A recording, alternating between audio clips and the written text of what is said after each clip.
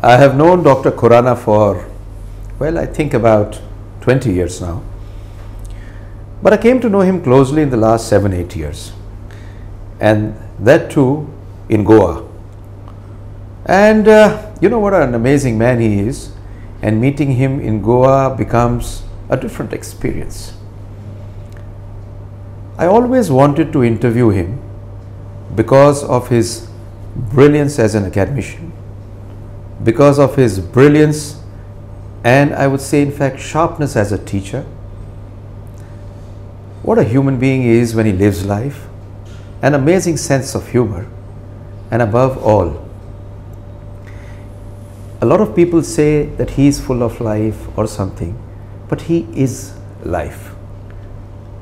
I would like to interview today Dr. Ashok Khurana. A treat to have known him, and you would love his interview. Let's go ahead with it.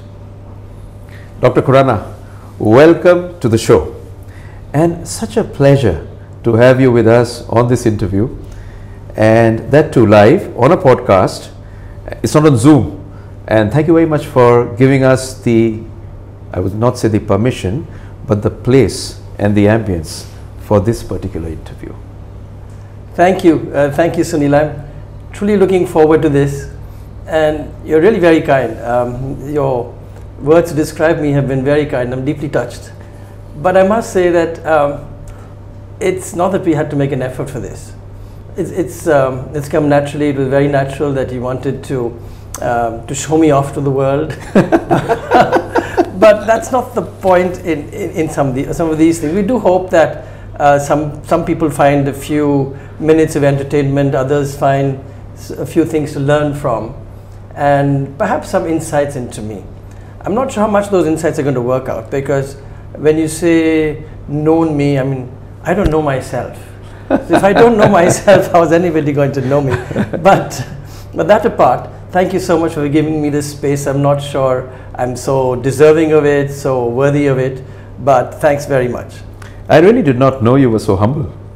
This is a new thing which I came to know about you. Wow. So now if all of us think about something about life, we are always attached to the place we have been born. There is something and some significance of that particular place in our growing up, and more than that, in what we are. Dr. Khurana, there are few things which even I do not know, but there's so many things I do not know. But I was wanting to know from you, where were you born, and which was the place? How long have you been associated with it? You know, there's a joke about this. When people ask me, where were you born? And I said, you know, superior spirits like me appear. We don't get born. You know what this in Hindi? Prakat hote hain. Prakat hote hain? Yes. Kasam se. False humility is not my fault, my dear. But what I was mentioning was that, yes, you're right. It depends on what kind of roots you have to the place when you're born. I do believe in the stars. I do believe in the time. But also what you feel when you go back there. And also the historical background of a place. I was born in Patna. Wow. Right in the middle of what a lot of the nation likes to frown upon. But I don't frown upon it. It's a beautiful place. It's a beautiful city. A lot of people have tried to revive it since then. And there are two things about Patna that have always influenced me. One, of course, that my grandparents lived there after the partition. And so it became like a second home. Also that in history I was greatly influenced by Ashoka. Oh, for two things. A, after going through a lot of violence, he decided that he couldn't do with any more violence in his life. And violence is something I abhor, absolutely abhor. I mean, violence has no place in my life. And the second thing was Buddhism, because that is the birthplace of Buddhism and the spread of the original Buddhism. And I think that's had an influence over the years. Wow. Yeah. Wow. You know, I still remember Pune, Osho, where it is so beautifully written, never born, never died, just visited earth from this state to this state. Lovely. Wow, yes, that's beautiful. Lovely. Yeah. We all have our initial years of growing up, which influence us, which stay with us. What were your initial years as a child, as a young boy? Well, my initial years were full of memories that are very vivid.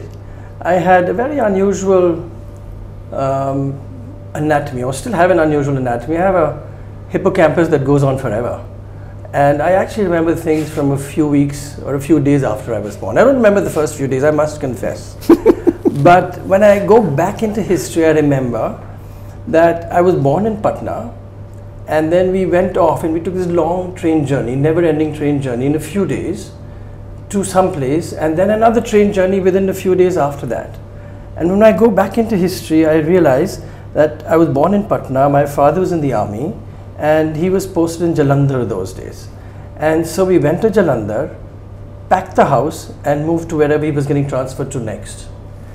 And I still remember waiting inside the train, and the windows were up, and I could see through the bars, and I could see there was a farewell going on. I didn't know it was a farewell then. All I knew was that my father was being loaded with garlands, and my mother was carrying what I came to realize afterwards was a high fashion purse. It was the only bag she ever possessed, but you know, we had very humble beginnings, and we still have a very humble background, and so on. And I remember that. And then of course, because my father was in the army, it was a series of moving and so on. Wow, wow. My cousins also, especially all my cousins, like my Mossis, were in the government service. They kept on moving, and because of that, all my cousins were never at a particular place. They had to change their schools off and on. Your father was in the army. You must have moved a lot. What was that experience? You know, it was part of life. We didn't think of it as an experience then, but the most important thing was that it was the expected thing. So if you stayed in a place for a year and a half and you went and changed the school, it didn't really matter. And it didn't matter whether it was a, how should I say, a missionary school, or it was an English medium or a Hindi medium school. There weren't any government schools those days. There wasn't even a central school. But we just made friends, and we caught on, and we went with the flow to wherever we went. Language was never a barrier. We just grew into the next language. And so we learned a lot. It made us people without roots. We could never let our roots grow deep, because before they could go deep, we were gone. True. But we had like desert plants. You know, you have a huge set of roots just below the surface, and you make them absorb as much as you can, and you use those because that's the only possibility. Wow. So that's how I grew up. So beautiful. It was a learning experience, it was a growing up experience. I'm sure it molded me, but not consciously. It just happened in the background. Wow. Yeah. Wow, that's beautiful. Yes. You are a very grounded, rooted man. You know, I have seen you very closely. I've even seen the care which you take for people who work for you. And this comes because of, Hindi में बोलते हैं ज़मीन से जुड़े हुए, but it is well-grounded people. Tell us something about your parents. How did they influence you? Because this comes from, ultimately, the way you have been brought up. Yes.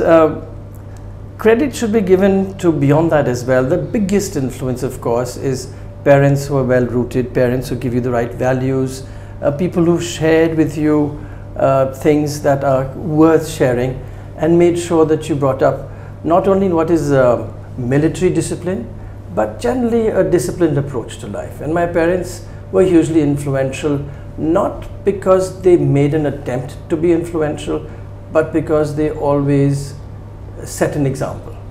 So what I learned was that if they lived in that style of waking up at the right time and, you know, taking a walk or going for a horse ride — it was very popular to go horse riding those days — and then yes, you had to be in school on time. It wasn't that if school was at 7 o'clock you reached at 7. No, we reached at 10 minutes to 7 o'clock. And then how you were supposed to behave with elders. It was a different life. You had to have a box which you ate from, and you never really shut the box and kept hidden what you were eating. You ate in the open and you shared it.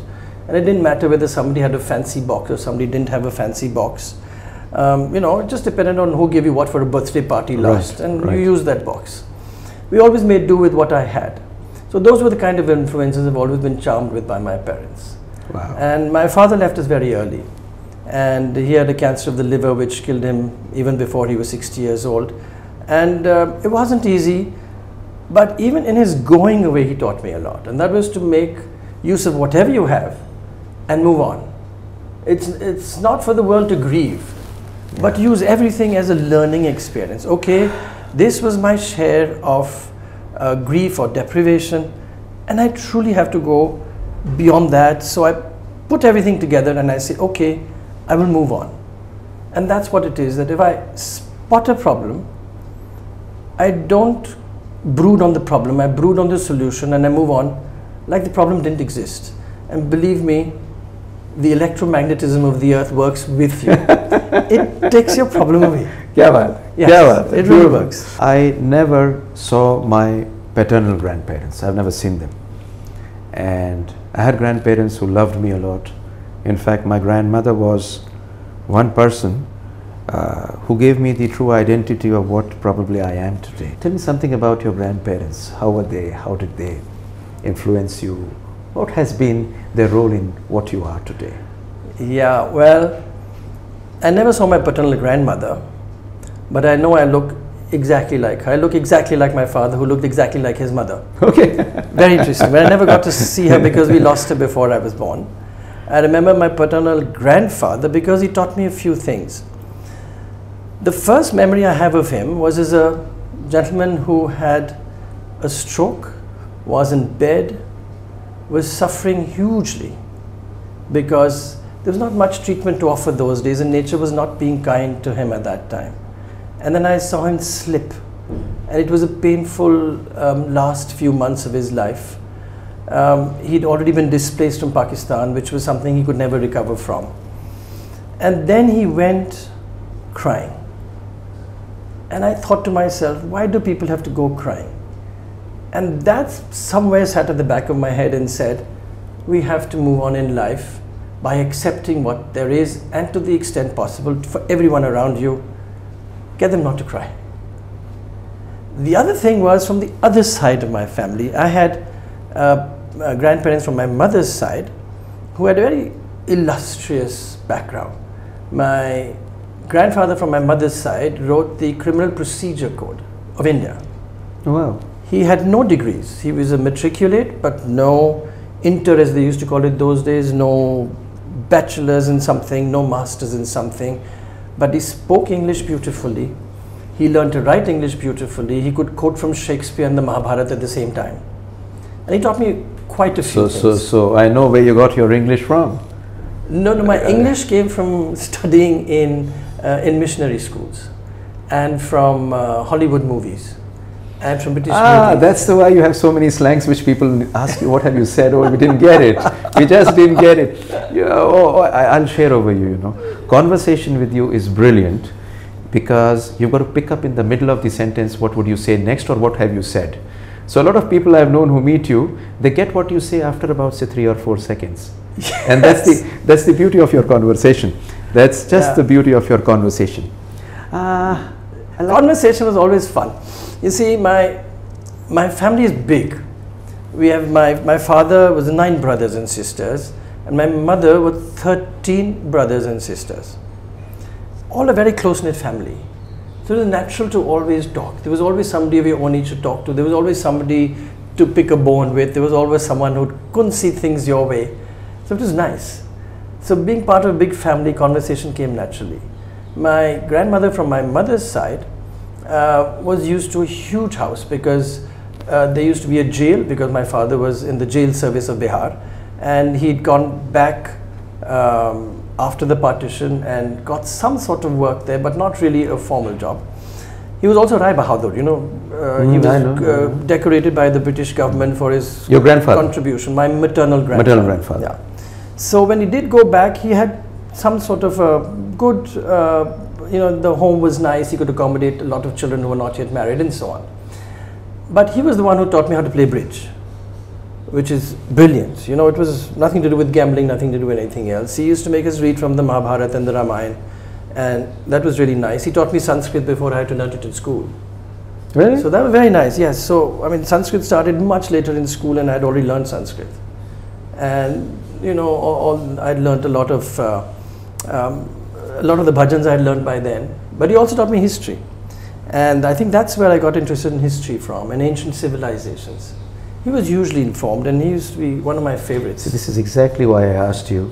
The influence of grandparents Yes. is priceless. Completely priceless. You're so right. And it so many times happens that today when I see families, nuclear families where the mother and father stay away from their parents, and जिसे कहते हैं ना कि बड़ों का आशीष नहीं मिलता, वो आशीष शब्दों की बात नहीं है, ये एक वाकई में महसूस करने वाली चीज़ है. Beautiful. This is amazing. You're so right. And you know, we never lived alone. We had this huge family. So there was always relatives, and we spent a lot of that time in Delhi. So if for nothing else, we used to have people ringing up us at 5 o'clock in the morning, and the phone used to ring, and it was from some telephone booth at Old Delhi railway station. Are you sleeping? Well, of course, at 5 o'clock in the morning we'd be sleeping. Well, we've just arrived and our train is in the evening, so can we come over? Okay. And then the house was full of relatives, and some were in transit, some came for a holiday. It was always good fun. Wow. Yes. Wow. Dr. Khurana, Khurana कहूँ या खुराना साहब कहूँ आपको, अशोक भी कह सकता, अशोक भी कह सकता हूँ, इसमें कोई शक की बात नहीं. और महसूस करता हूँ इनको जब भी देखता हूँ, एक बड़ा खूबसूरत सा शेर अर्ज़ करने की चाहत होती है, आपके लिए अर्ज़ करूँगा कि दिल में ना हो जुर्रत तो मोहब्बत नहीं मिलती, खैरात में इतनी बड़ी दौलत नहीं मिलती, कुछ लोग यूं ही शहर में हमसे भी खफा हैं. इनके बारे में ख़ास तौर से, कुछ लोग शहर में यूं ही खफा हैं, हर एक से अपनी तबीयत नहीं मिलती.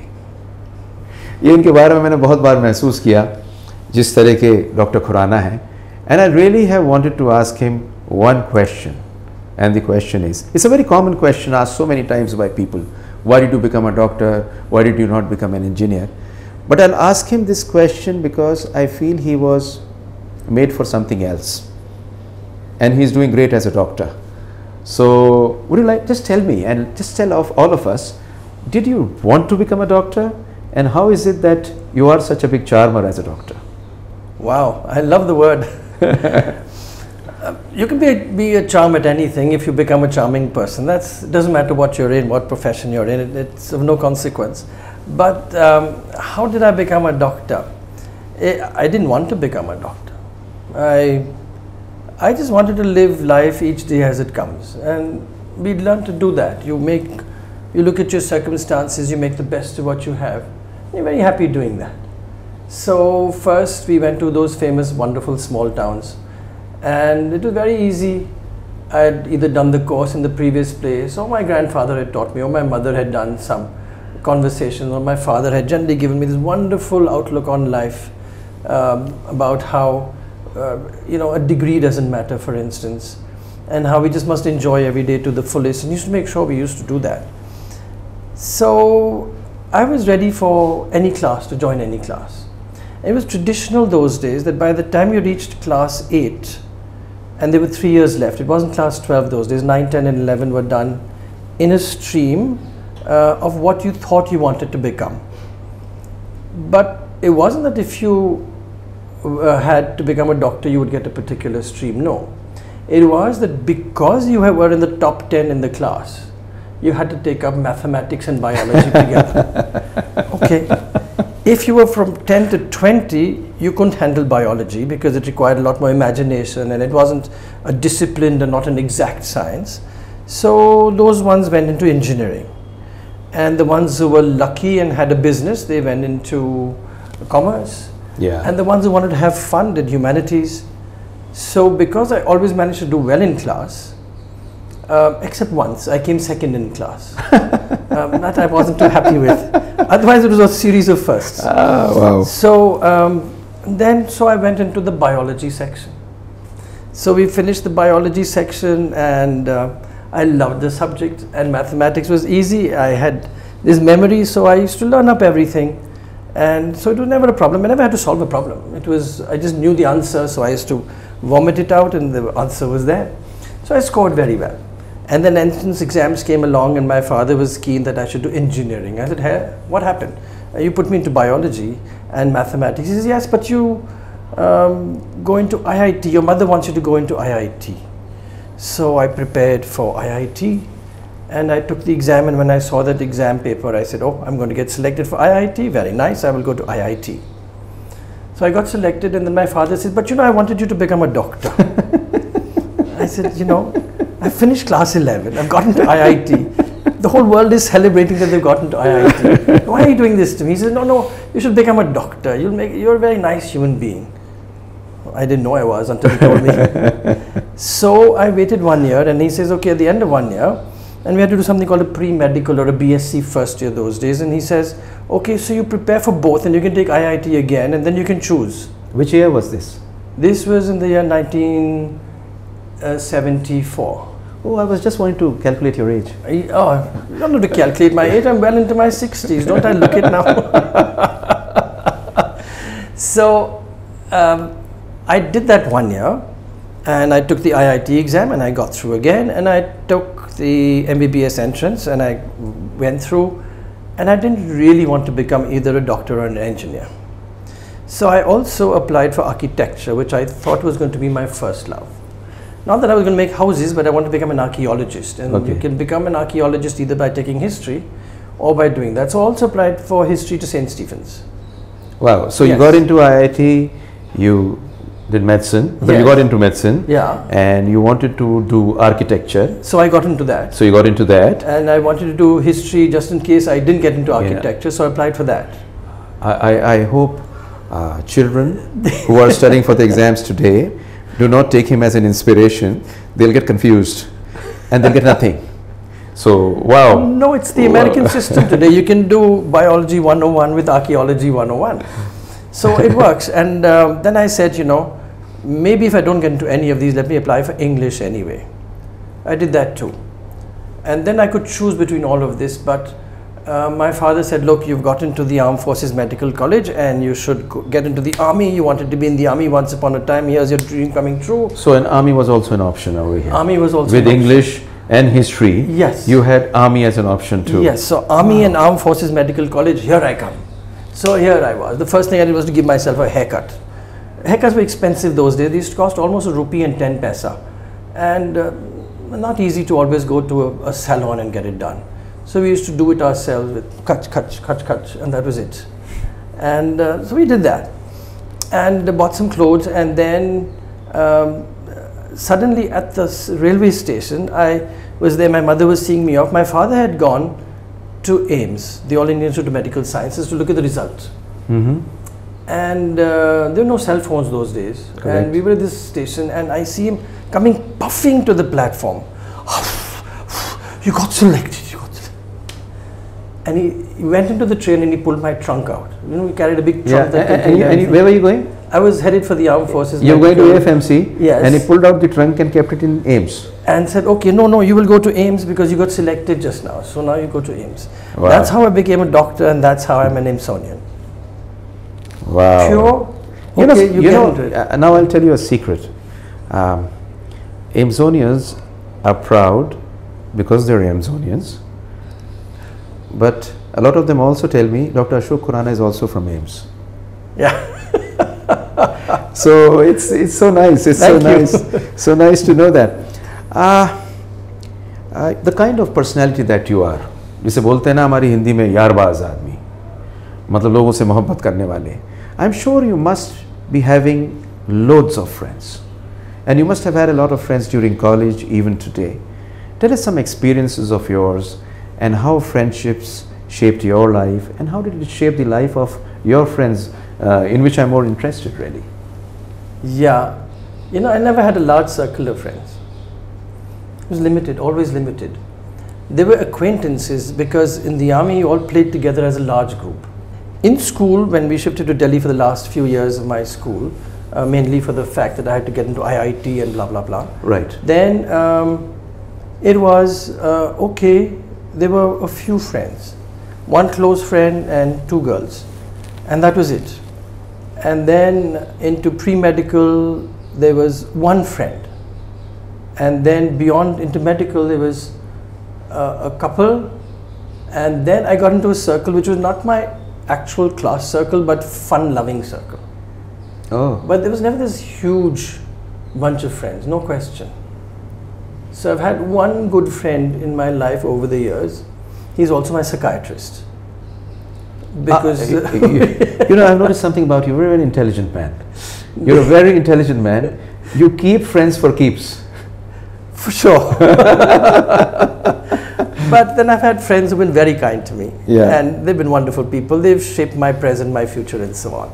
And some of them have been nice and critical, which I like very much, because a good friend is always a good critic. Yes. Yes. I have always, you've never spoke politics to me. And I have always wanted to know the political side of your life, your ideology.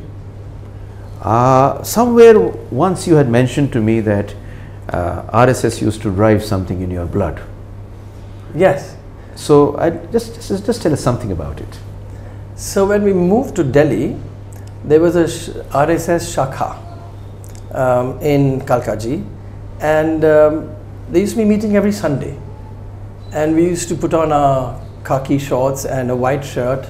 It was given to you free of cost. Very wide shorts, you know, not very fashionable looking. Just looked like a skirt. Sometimes it wasn't ironed correctly. And so we put those on. We went there because we used to get samosas. And they were delicious samosas. Really? You know, where do you get samosas? Samosas are expensive things. You know, samosas have been expensive from the beginning. They used to cost us 25 paisa a samosa. And I wasn't a person of money. It was expensive. Everything used to add up at the end of the day. So we used to get samosas. So the samosas were the original attraction. And then gradually it was this business of the way you live life, how you have to be kind to every plant and animal around you. Wow. And so that's what attracted me to it. And there was no politics in the RSS. In fact, there isn't even today. It happens to be aligned with the political party, but that's what I grew up with. And you became very comfortable with wearing shorts. I was always comfortable with wearing shorts. Yeah, if you I was growing so tall so fast that my clothes never used to fit me. And I was 100 kilos when I was 14 years old. Yeah.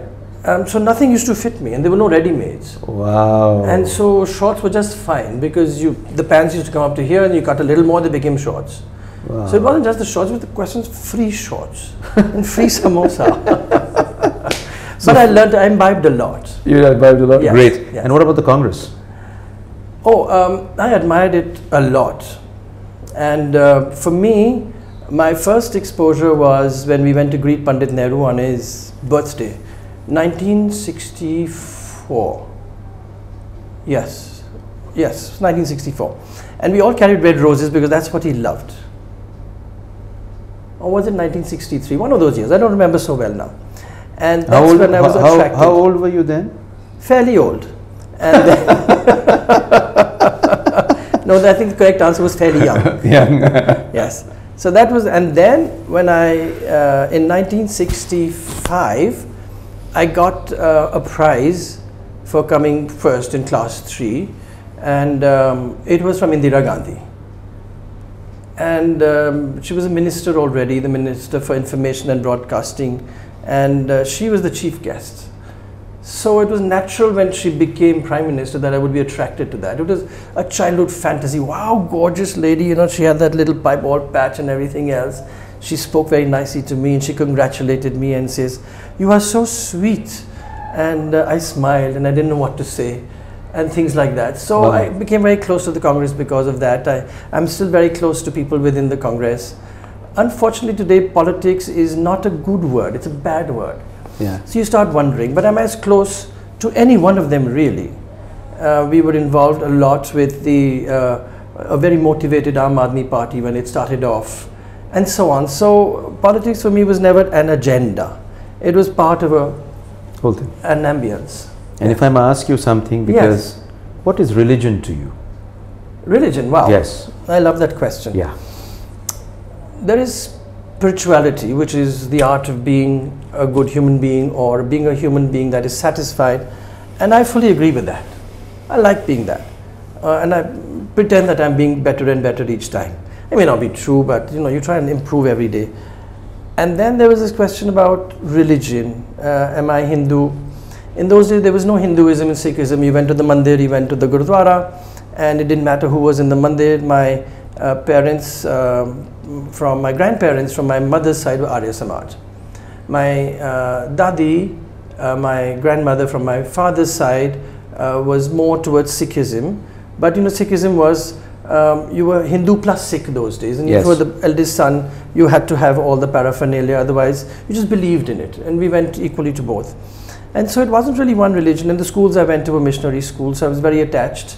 And I loved reading the Old Testament because that was history. I loved the Old Testament, I loved the New Testament because that was how people had changed and how life had already changed already. And then people asked me, how religious are you? And I said, look, this is how religious I am. This is the Sri Hanuman Chalisa. And it's an English version and it's a Hindi version, like that. Correct. And it's in my pocket at all times. So I use it for support. Got it. A selfish person, I use it when I need Hanumanji to help me out. That's so beautiful. But it's fine, and in the morning when I start my day, there is a Ganeshji right there in the foyer, and I bow my head and I ask for money, and I ask for his goodness and well-being. And then there is a Hanumanji and there is a Krishnaji, and then I have a puja ki jaga, a prayer shelf in my working area, and I use those. So for me, I'm not pragmatic, I'm not a fundamentalist and things like that. It's so beautiful to be attached to a place from where you came, experience it, and probably most of the times you may be asking something for somebody else. It may be your patients, it may be somebody who needs the blessings at that time. Beautiful. The kind of person you are, you must have stayed in the hostel. And I'm sure staying in the hostel must have been some experience for you. And another thing, with the same question I'm going to ask you, whenever I see you in a conference, I see you're always surrounded by women. And they all, you know, you can make out from their eyes, they admire you. So tell us something about your girlfriends, and you must have had many. Tell us something about your girlfriends, your hostel life, your college life. That'd be interesting. You know, hostel life was only 3 months. I was, when we shifted to Delhi, my father hadn't retired yet, and he was in Jabalpur. And I shifted to Delhi Public School, Delhi. They had an army quota, so I got the advantage of that. Otherwise, there was no entry really into that school. And so I was there for 3 months. And then my father moved to Delhi, so I could move home. So it was a very short stint in college, and it's not really a conventional hostel. The problem with the hostel was at that time that because it wasn't a boarding school, it never had that kind of an atmosphere that a boarding school has. Okay. So I never had those kind of a relationship with my friends that you develop in boarding school. And as far as women were concerned, there was, when I made friends, sex was not of consequence. Whether it was a male or a female was not of consequence. You liked somebody, so you were friendly. And if it was a girl, then people used to say, ah, girlfriend. But it didn't really matter. So if there was a basketball tournament somewhere and the boys and the girls were going together, yes, I was more comfortable gossiping with the girls. I used to enjoy their company far more. And you get to show off a little more. Boys a little more crass, and they tick you off a lot more, and they cut you down to size.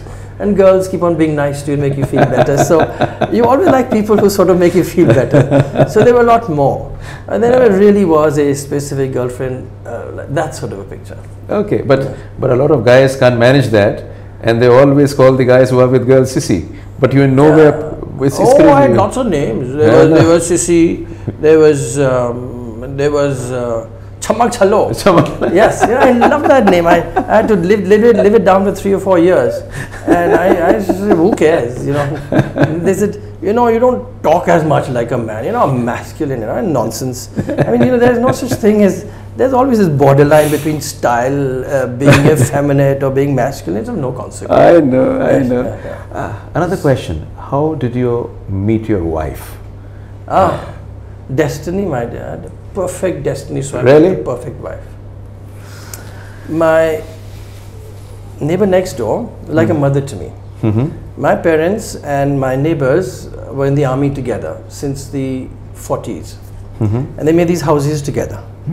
And in some parts of the house there isn't a wall on our side. In some parts of their house there isn't a wall on their side. I mean, that's how close we were. And my wife moved in as a paying guest with them because her parents were moving to a very remote area where she could not get a college education. So she moved in as a paying guest next door. And then when I saw her first, I presumed she was a school child. So the impression is very different. I presume she's much, much younger because she still looks very, very young. She looks 20 years younger than I do. Or maybe more. And so that's how we met. Okay. And then the lady next door, she, like a mother to me, like I said, she said, oh, you must meet more frequently, and she encouraged the relationship. And one day we'd gone for a walk, and when she came back home, Auntie says, so what have you decided? So my wife, then my girlfriend, she said, we're just having fun. And she said, what is this fun? You have to get married. So I figured, she was beautiful, you know, very, very stylish. She, very good human being, used to care deeply for everyone around her. Used to get very upset with things not going happily for someone. Very involved with people. And I said, wow, what a perfect combination. Wow. And yet I said, I'm quite different, but it's not going to be easy to get along with me. And she was simple enough for me to be able to impose a relationship. I got it. And she fitted that beautifully then, and she fits it beautifully today. And it's the nicest thing that ever happened. Yeah. I read a beautiful quotation one day, not now, it's about 20 years back, that 90% of your happiness or sadness is dependent on your spouse. And now I know, आपके गाल इतने लाल हर समय सुर्ख क्यों रहते हैं?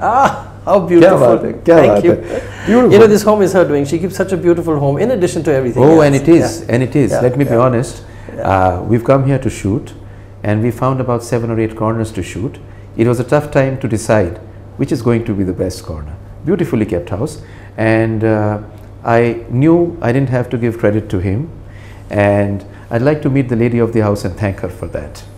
Thank you. There's a beautiful question. Now, you are a radiologist par excellence, an ultrasonologist, which you love ultrasonology. But how come you went on towards obstetrics and gynecology?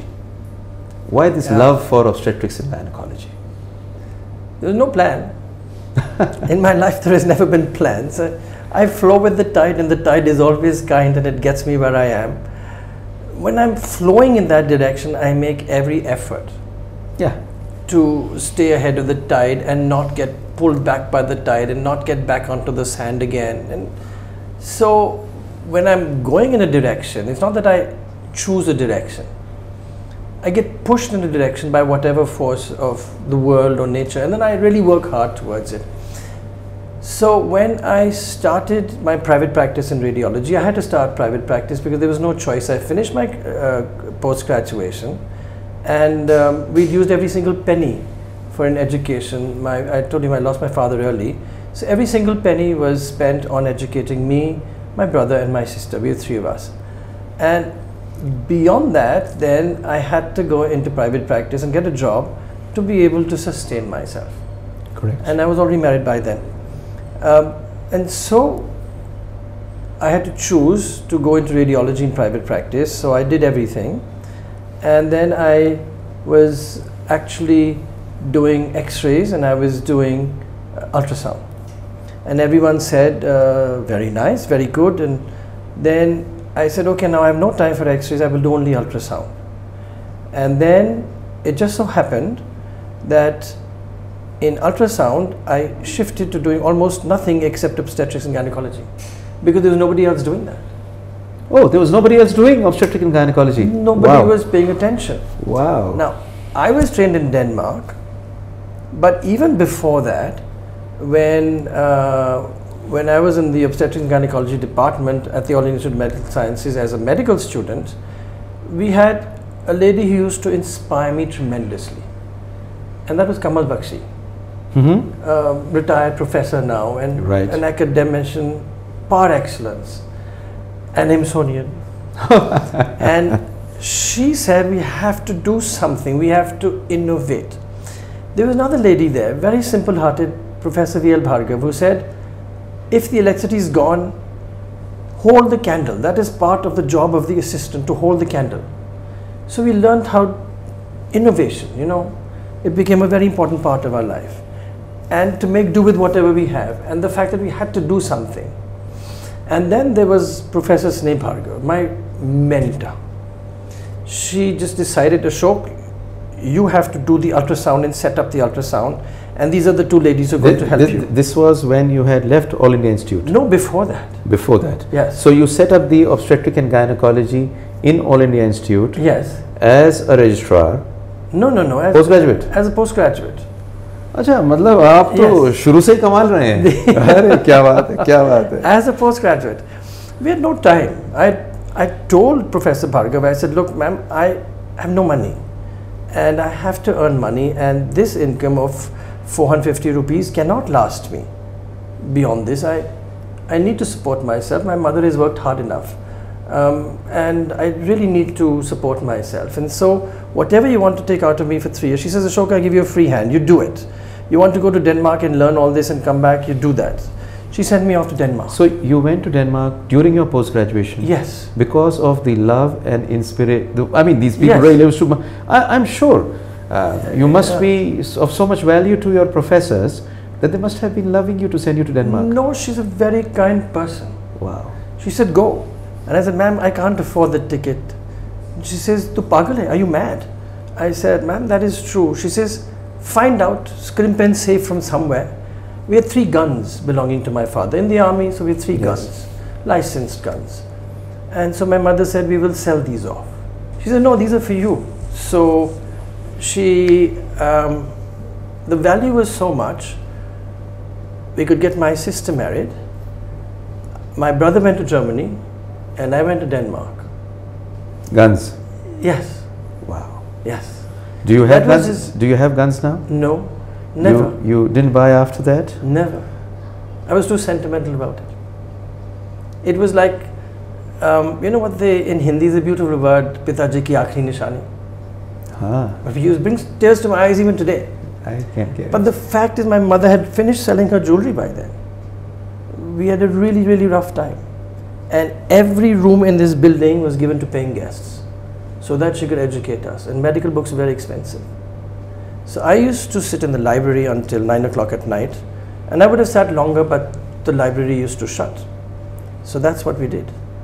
And I used that money to go there to learn and come back and establish fetal medicine services with Professor Bakshi right there, Deepika Dekka, and a whole lot of others.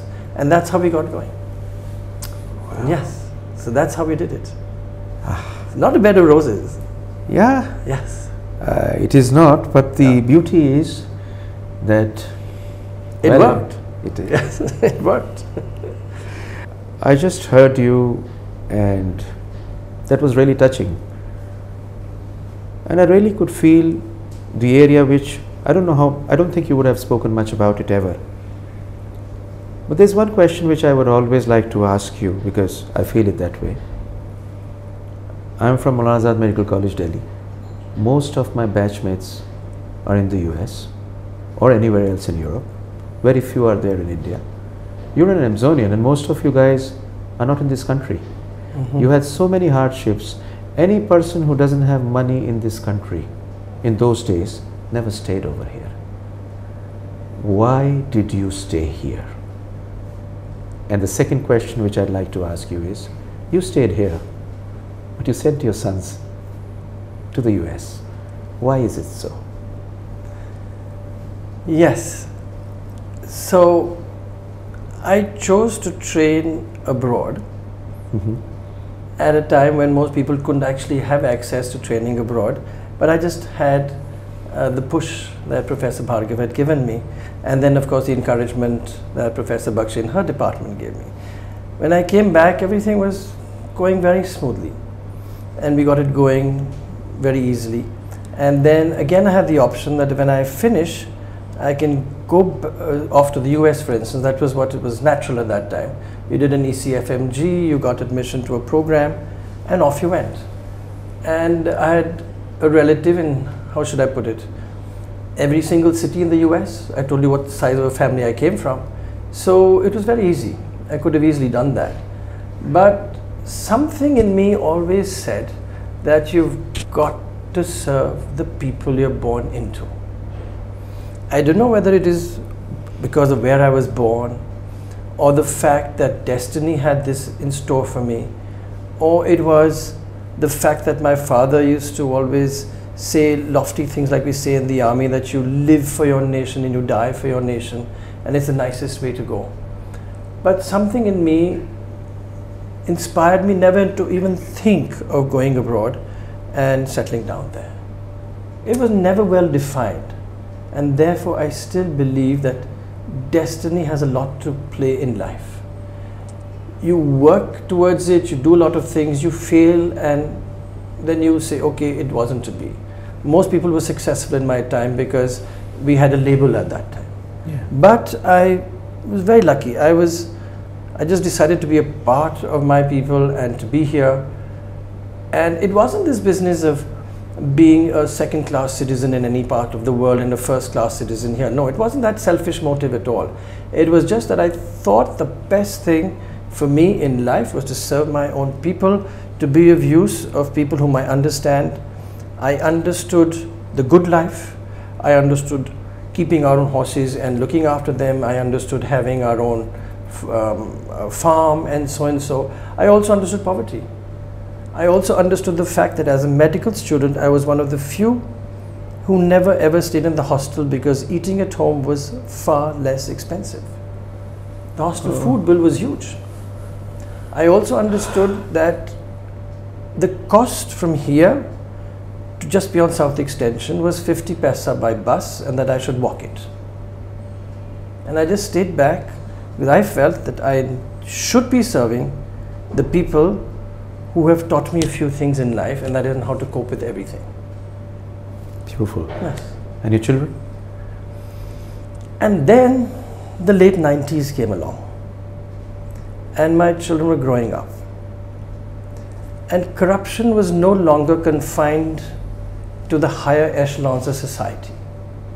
Corruption had seeped into every single part. And I anticipated in the late 90s that by the time my children grow up, the nation will be a cesspool where all our values will be wrong. I'm not incorrect in that. Yeah. I hate to think of this, that I am such a patriotic Indian, but why do I think like this? The fact is that we are currently a very depraved nation. We'd rather cheat and take shortcuts. It's not fair to make an accusation like that, but the fact is, look into your own heart and say, what is the life of the ordinary, innocent, honest, tax-paying citizen today, or the person who has no hope because there is no employment? Things haven't changed. So I exported my children. I didn't want them to grow up like this. I showed them Delhi University, I showed them medical colleges, and I showed them with the idea of showing them that what beautiful buildings, the British buildings, you're studying in them, the multi-storied buildings, you're studying in them. But they understood what I was showing them. I was showing them the buses in which they would have to travel in. True. We didn't have a metro in Delhi at that time. But I said, look, the metro will come up and you can still take the metro. It might not be so bad. But it inspired them, and I'm so glad it did. So in 2007, I encouraged my first child to go out of the country. I didn't discourage him from being here. He could have stayed back. And no, 2004. And 2007 was my younger child. I get it, right? Because so many times in conversations which I personally have, I feel that our life, well, we've carried on. God has been kind. But there is something which I even personally feel, is this the country in which my children have to live?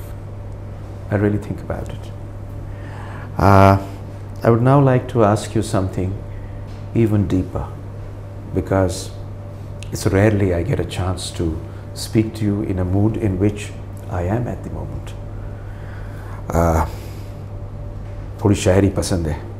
एक मिर्ज़ा गालिब साहब का एक बहुत सुंदर सा शेर है. बोलूँगा इसलिए क्योंकि वही टेम्पो बनाएगा आपके लिए. बोलना चाहूँगा. किसी ने गालिब से कहा, कैसे हो? तो गालिब ने हंसकर कहा, जिंदगी में गम है, गम में दर्द है, दर्द में मज़ा है और हम मज़े में हैं। आपसे ना पता क्या पूछना है, आपसे सच में पूछना है कि ज़िंदगी की कुछ ऐसी टर्निंग पॉइंट्स, छोटी छोटी कहानियाँ which are there in you, which have actually made you what you are. Because it's always moments like this which transform you. Yes and no. Moments might transform you, but happiness also transforms you in a beautiful way. And the mithadar, the sweet, sweet pain, if I can translate it directly, transforms you, but not necessarily in a positive way. Sometimes people become bitter. But I firmly believe that becoming bitter is not the way to go about problems in life. I think that bitterness destroys your daily existence, and you have to grow out of things, and you have to blossom. And you know, there are things which make you bitter in life, but there's no point being bitter, because the only person who will suffer from that is you yourself. So you have to find the happiness. Like it says, you know, every cloud has a silver lining. And there used to be this wonderful old movie that we used to have, this beautiful song. It's when you're feeling sad, you simply remember your favorite things and you don't feel so bad. So it worked very nicely. Yeah. And it was wonderful that I looked at the brighter side always. There are things that used to hurt. For instance, there were tales of cruelty that have hurt me a lot when I just used to hear about them in childhood from my relatives and my grandparents, tales of the partition. Tell us some of those. They're very dark, and I'm not sure it's nice to remind the present generation that human cruelty can fall to this extent. But there are two stories that have always haunted me. Can we know them? Yes, I think so, because we have to learn from the lesson from others. For instance, it's pretty much realizing that there was Nazi Europe, and then we overcame that, and now we have some people wanting to go back to it. We never want anybody to go back to cruelty. And the immediate stories from my family were of a cousin who had to be brought up by different people all his life, because his father had died and his mother died on the train. So he never had a home, and yet he was brought up because everybody was brought up. The second story is more tragic. Tremendous pathos in that, and it's always hurt me a lot when I recall that story. It's the story of another cousin. His father was killed in the fighting during the partition. His mother was raped on the train. Oh.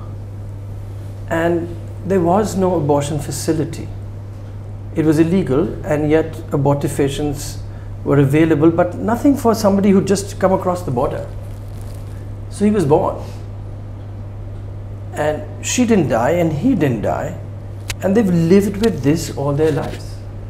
She's not alive today, but he is a wreck today, even after so many years. He's never come to terms with it. And I tell myself it was inflicted by another human being upon another human being, who was merely a pawn in the hands of some other human beings.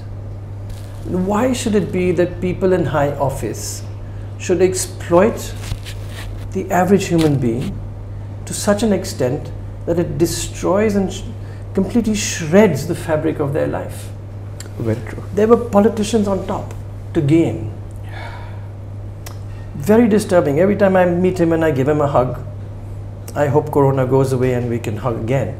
But you know, the first vibes that come back to me are negative. That look at the truth that he's had to live with, and the fact that he's had to accept it and was not able to accept it. So I tell myself, if I ever see a human being being unfair to somebody else, I will take a stand. And I feel more brave now because I'm older and I can cope with that stand now. Otherwise, I used to feel upset that you were upsetting somebody because you were taking a stand. But it's taught me to stand up for what I think is right and to express my opinion. And I think that is very important. There were other stories. Something that hurt me about how people were exploiting the early onset of the concepts of nepotism in this country. There was, I told you, I had, I don't know whether it was good or bad, but I used to always come first. And some people say, look at, no false humility, no nothing. Why should I? False humility, not my fault. But a sad story, and you know what this story was? That there was this whole set of subjects, English, Hindi, Sanskrit, blah, blah, blah. And I was scoring very well ahead of the rest of the class. And we had this teacher who was a mathematics teacher.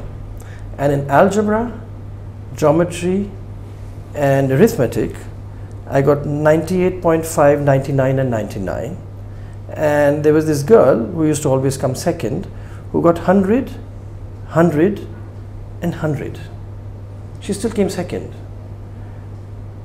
What hurt me was that the mathematics teacher was her mother. How can people do this to an innocent child at any time? Yes, of course, I had an ego that was huge. I needed to be brought down a peg or two. But not at the cost of appreciating the fact that I had put in the effort. I didn't have to study very hard. I was very lucky. It used to come naturally to me. So it was, I knew I should have got 100 and 100 and 100. Yeah. So it used to hurt then, and I said, let it haunt. And then it used to haunt me, and I used to always sleep somewhere between 6 p.m. and 7 p.m. I used to love sleep. I used to wake up at 5 o'clock in the morning because it was a happy time to brush the horses, put on the saddle and go for a ride. And so on those few weeks after that, I learned that, look, I can lose sleep over something. It had never happened. Very early in my life, mind you. Huh? This was like... I get it right away. That's the way the mind works for a child. Yes. And what's something which may not hurt anybody else becomes the deepest hurt for a child. It's a scar. Yeah. And you feel then after that in life, I will not be unfair to anybody if I can help it. Or if I am knowingly doing something and it's going to cause somebody harm, I will certainly not ever do it. You know what I get out of it? Yes. Life is just the meaning you give to an instance. That is true. And the meaning which you have given to all these three instances which you just told us are, in spite anything, the positive side of it, that I will never do this. And I will stand for something for which I have been hurt. And I don't want to see this hurt with anybody. True. So it's so Thank you. It's so beautiful. Really, it's so beautiful. Thank you for that. Thank you. Thank you for sharing. Indeed. I believe in a few things about human beings. And we are hardwired to survive. So what all of us actually want in life is certainty. I get up in the morning, I have my breakfast, I go for a job, come back, get food, see television, go to sleep. So every day we want certainty. And if you ask me if any uncertainty comes up, like my daughter has to be back at home at 4 and it's already 5, that uncertainty is something I do not want.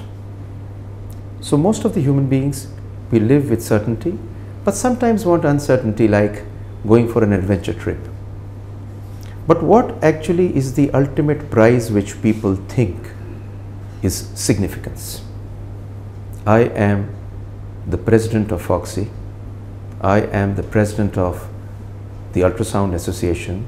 I am the president of India. I am a minister. I have an Audi. I have a Mercedes-Benz. I drive a Rolls-Royce. Significance. But one thing which we all know is that significance does not give us happiness, which is so clearly seen with whether it was Sushant Singh Rajput. Everybody used to ask, सब कुछ है इस पे फिर suicide क्यों किया? Michael Jackson, the greatest star ever born. But anyway, we all know that he was unhappy.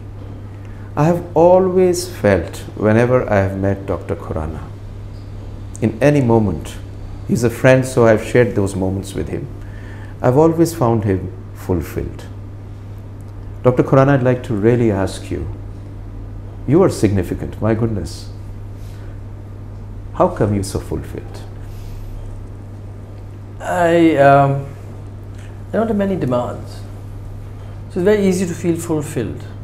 And my daily life was enough for me. It expanded as a matter of chance, and I decided that I must then spread the word and go into teaching. That was a matter of chance. But you know what? There's a very interesting twist to this whole thing, and it's something we as human beings must realize. One of the reasons why I'm so happy all the time is that my ego does not allow me to be sad. Yes. How? What a paradox. What a paradox. Yes. So people say ego is a bad thing, and I say, of course not.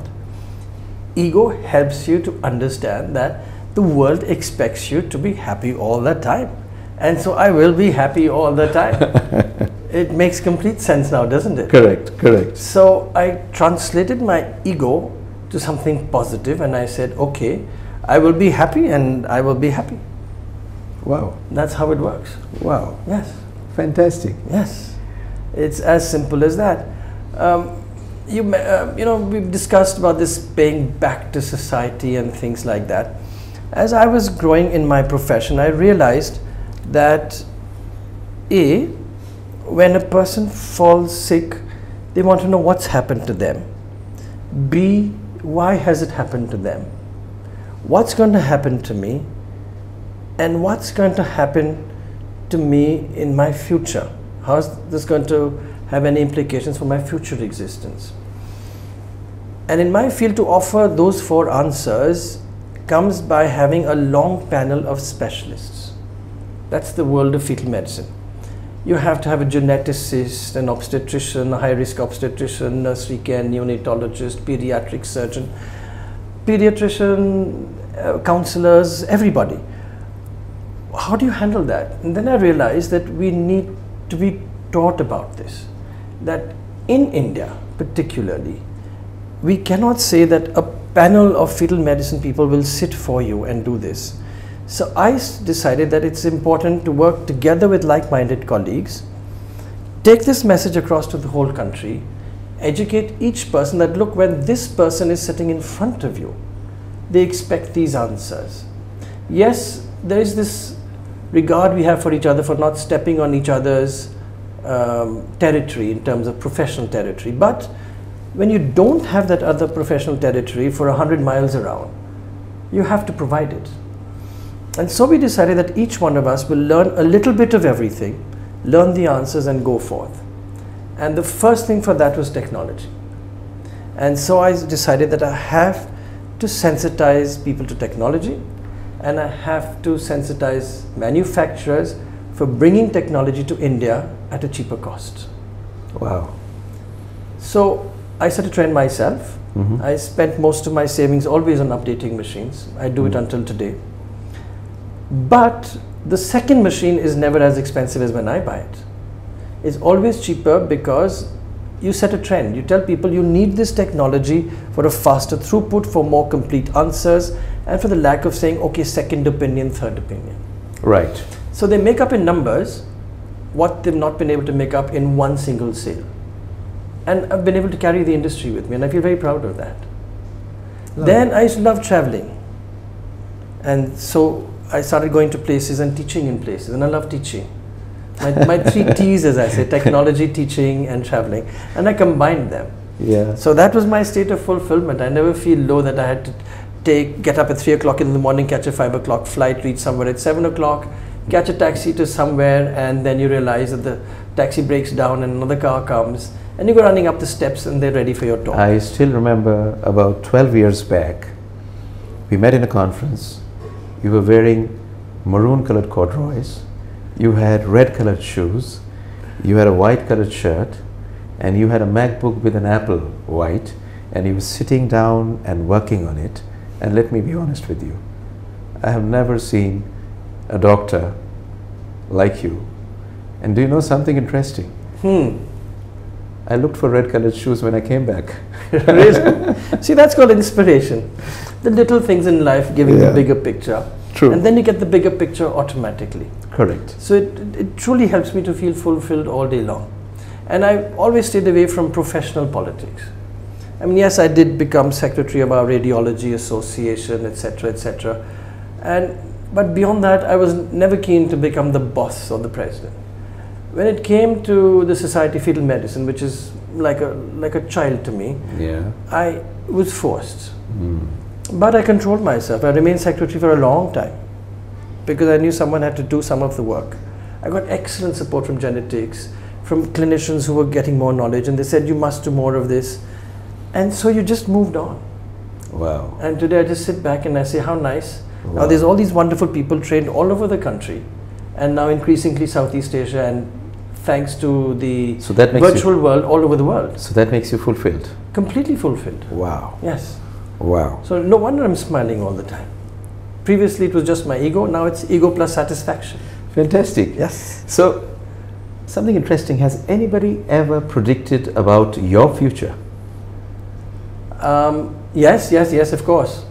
Everybody looks at my hand and says, you will die at the age of 42 and a half. Why would I die at the age of 42 and a half? No, there will be this disease. You've got a lifeline that might support you, but you will die. Wow. So then I show them my other hand. Yeah. And they, they're both different hands. This one, if you see clearly, has what we call a Simian Crease. Yes. It's found in Down syndrome babies. And they have intellectual impairment, they have intellectual disabilities and other tragic problems. Right. But you can find some of these in other people's hands as well. So much for predictions. Fantastic. My father-in-law is a brilliant astrologer. And I'm sure he must have predicted something in his own mind. Correct. But he's never told me about that. So I'm just happy where I am. Very happy.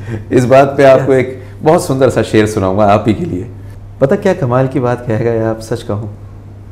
Ghalib साहब ने बड़ा खूबसूरत कहा है, बहुत शेर बोलने का मन तो नहीं लेकिन रहा नहीं जा रहा, कि हाथों की लकीरों पे मत जा ए गालिब, किस्मत उनकी भी होती है जिनके हाथ नहीं होते. ब्यूटीफुल. इसी बात पे सर आपसे एक बात यहाँ पूछूंगा, और वो ये पूछूंगा कि how do you look into this future? I don't look at the future. My wife asked me many years ago, we're sending off our children to the US, presuming that month by month you will earn the cost of their tuition fees. And I said, of course. And she says, God forbid if something were to happen, what will we do? I said, destiny will look after us. And that's how it went. So I don't look at the future. I don't plan far ahead. I plan a lot, but not so far ahead. I like everybody to be organized in their thinking and planning, but I just live every day to its fullest and try and have some rough plan for the future, but no grand plans. Wow. Yes. If you were to live a life again, what would be different? I'd prioritize a little differently, but that's just about it. How? I would try and create a situation where I have a little more time for myself and a lot more time for the ones that I love and are closer to me. Wow. Rather than everything professional. Has it changed over a period of time, the way you think about it? Yes, I used to feel that yes, I have to achieve a certain amount and then I will have time. But the more I set out to achieve, the lesser time I was finding. And that's not so nice. I thought traveling will give me time to travel, etc. But then you were repeating destination. Now your wife is not going to be that patient and come back to the same destination each time. You have an amazing wife. I've met her. Yes. Not many people have met her. Yes. What a lady. Yeah. How does she tolerate you? How does she tolerate me? No, she doesn't. She ticks me off when she has to. She puts me in my place when she has to. And another question which just came to me right away. Yes. You have such a major lady fan following. Yes. Doesn't she get insecure? No, she's very confident about me. Ab bahut chalu ho. No, I'm a really nice, innocent, simple country bumpkin at heart, etc., etc. Wow. Yeah. You know, it's been so beautiful in this conversation with you, but now I'm going to ask you some questions which are going to be either fill in the blanks or a rapid fire. Okay. And you've got to answer them to me immediately without waiting as a single line. So, okay. You know, I know a man with your brilliance would be able to do it, but it has to be the first thing which strikes you. All right. So I'll ask you these questions which I have, and these questions now, there's some fill in the blanks. Okay. So the first is, my biggest regret is? I don't have any regrets. What am I chasing now? So the question is, I have left what I was chasing, and it is? I'm not chasing, I'm leading. Wow. My advice to young doctors is? Hang in there. It'll all get sorted out soon enough. I believe as a boss that there is no boss. If I were born again, what should be different? Nothing. A rapid fire. What's your source of inspiration? Life. What is your biggest lesson of this life? There are no lessons. Who has blessed you in life? Time, destiny, my countrymen, my patients. It's an endless list. Wow. What do you do in a crisis? I pray very hard, and like I said before, the crisis does not exist. This is the solution, and I'm beyond the crisis. 3 things nobody knows about you. That I'm a very private person.